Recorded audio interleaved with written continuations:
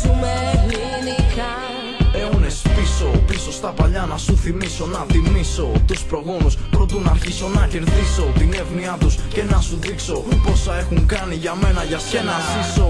Αριστοτέλης, Τουκυδίδης, Σοφοκλής και άλλοι τόσοι ιστορικοί και συγγραφείς φτιάξανε πολιτισμό, παράγαν έργο, ενώσαν το λαό από τις άκρες ως το κέντρο της Ελλάδος. Γραφή και τέχνες, πόλεμοι και επιστήμη, δώρα των θεών που έχουν μείνει στη μνήμη. Στην πράξη εντάξει, βάλαν σε μια τάξη τη σχάση μεταξύ μας πριν υπάρξει και τέλος. I'm like Socrates, philosophies and Homer's Iliads and Odysseys, a tiny piece of my inheritance and properties. Don't try to copy these ill rhapsodies, Esquilos tragedies, letting y'all slide with the Acropolis. Stolen freeze felonies, we got 2,000 years of history, victory and melodies, which I consider my personal fundamental remedies. So show some respect and don't try to hate.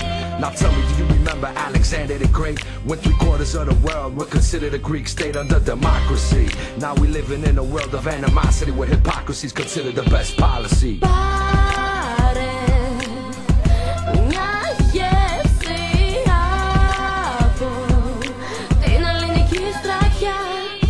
Νιώσε ευθύς τα αυτιά σου πως το ζούμε ελληνικά.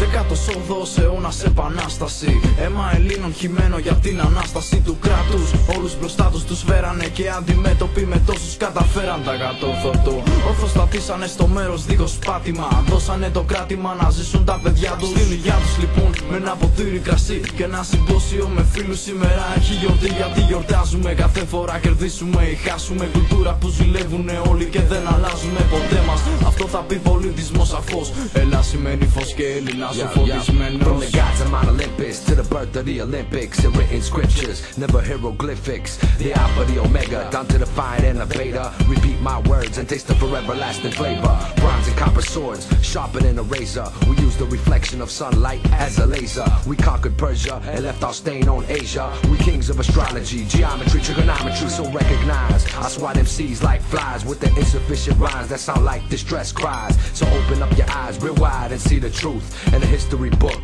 if you want some fucking proof.